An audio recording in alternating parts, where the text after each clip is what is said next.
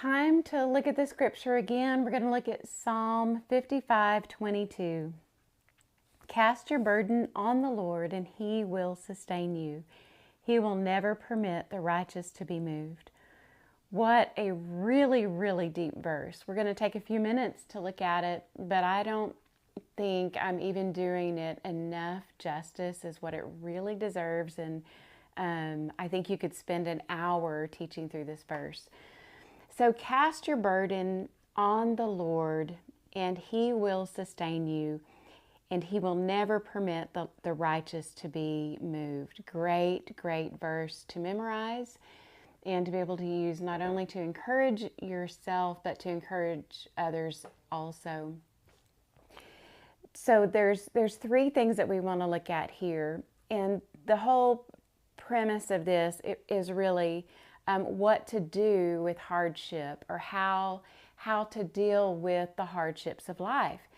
Cast your burden. So it's talking about having a burden, something very heavy that you want to cast to the Lord.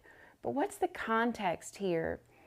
It's interesting. So going back and looking at it today, I was just reminded of the context for David was when he was in just one of the hardest places in his life, being pursued and hunted down in battle constantly.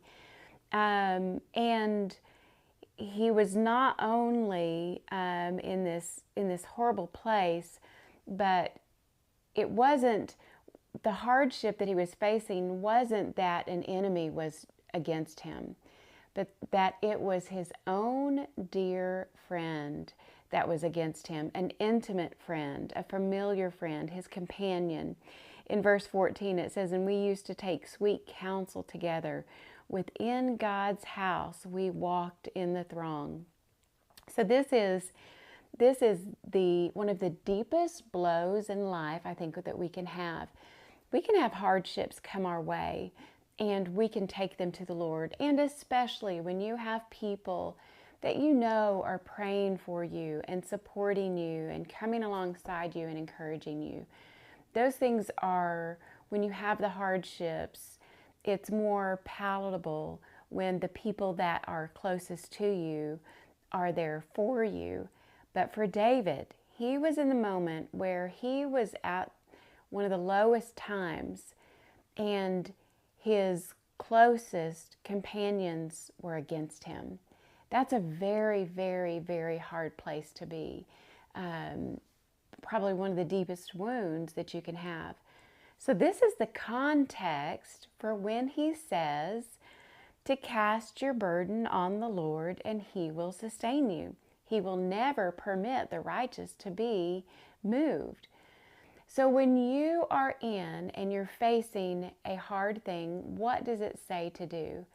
It says to cast that to the Lord. But what is that hard thing? That hard thing that you need to cast to the Lord, it's the word burden can mean, it means what has been allotted to you, what has been allotted to you in life, what has been given to you, and it literally means gift. What has been given to you? What is the gift you've been given? What is your lot in life? And this is hard, and throughout your life you are constantly having to evaluate the things that you're going through. How hard is this? Is life good right now, or is life bad right now? And he's talking about when you're in a phase of life, when you are recognizing, you've got a lot that has been given to you that is hard to bear, and it's yours. It's yours to bear. It is the gift that has been given to you. That is a hard pill to swallow. I will never forget going through Carly's chemotherapy treatments that lasted for 5 days, and she had to have 6 of those every couple of weeks. Those were hard, incredibly hard things for me to wrestle with the Lord and ask, how can you do this? This is really, really, really hard. And let me recommend this. There was a book that I stayed up all night reading, and it's called The Unwanted Gift by Tom Eliff. I don't know if you can find it online or not. Another one is Suffering is for Nothing, I believe was the title, by Elliott. Incredible books. And there's times in life when what you have to deal with is so hard. You do have to grapple with it. You do have to think, how do I handle this? And the Lord wants you to take the gift that's been given to you, what has been allotted to you for this portion of your life. The word also means portion. What has been portioned to you.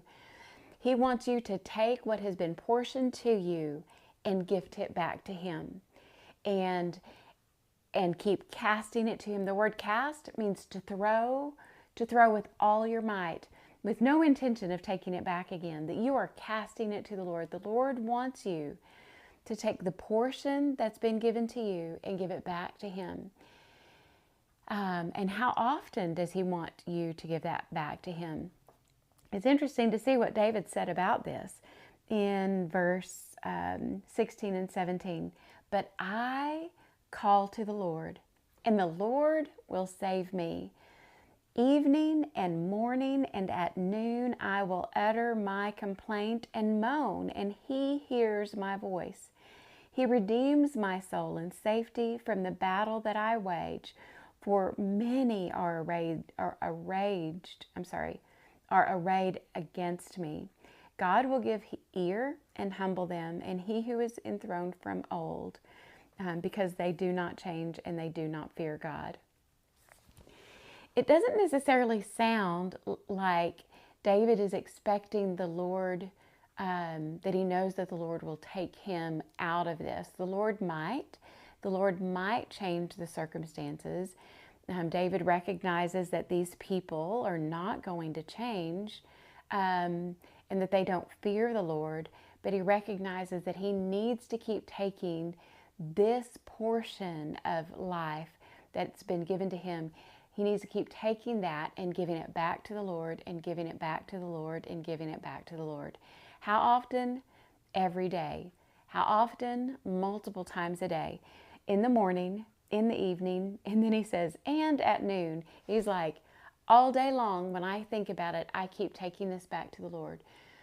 So what I want to ask you is to think about, what is the portion that has been given to you that you feel like is difficult right now, that maybe even feels like it's too much.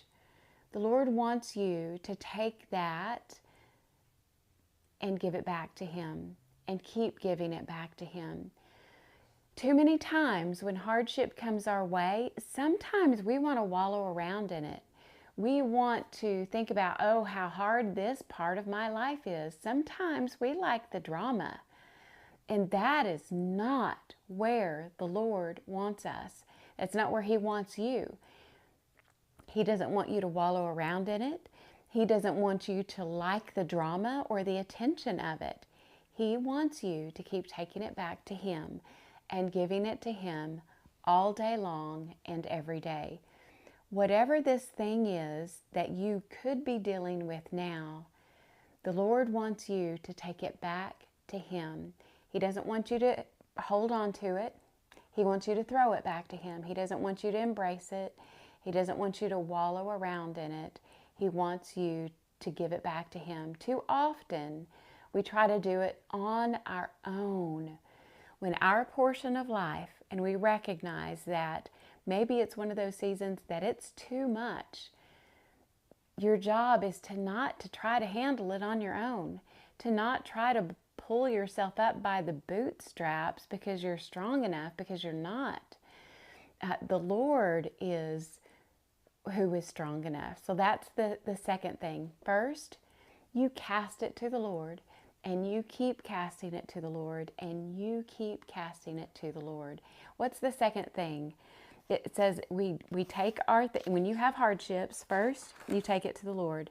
And then the second thing, then He will sustain you and He will support you. When we try to handle it on our own, we just will realize we can't do that, and that doesn't work. But the Lord, when you take it to Him, He will be your support.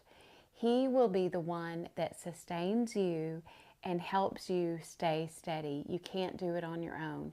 You've got to keep taking it to the Lord. And it's interesting also, it says if you cast it to the Lord, it doesn't say that He's going to take it away. He doesn't say or promise that He's going to remove the suffering or the trouble that comes along with it. Think about Paul in Corinthians, where he deals with the thorn in his flesh. He pleaded with the Lord 3 times. And I like how we know that the scripture, how he tells us in the scripture that he's not just rambling and mumbling to the Lord about this.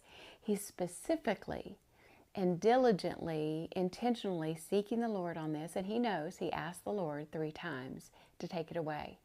And the Lord never conceded and never chose to take this thorn, whatever portion of this life that was given to Paul that was very hard, the Lord never promised to take it away. So when the Lord tells us to cast it to Him, He doesn't say, I'll take it away. He says, I'll sustain you. And I don't know about you, but as I was dwelling on this and meditating on this, that gave me great hope and great encouragement.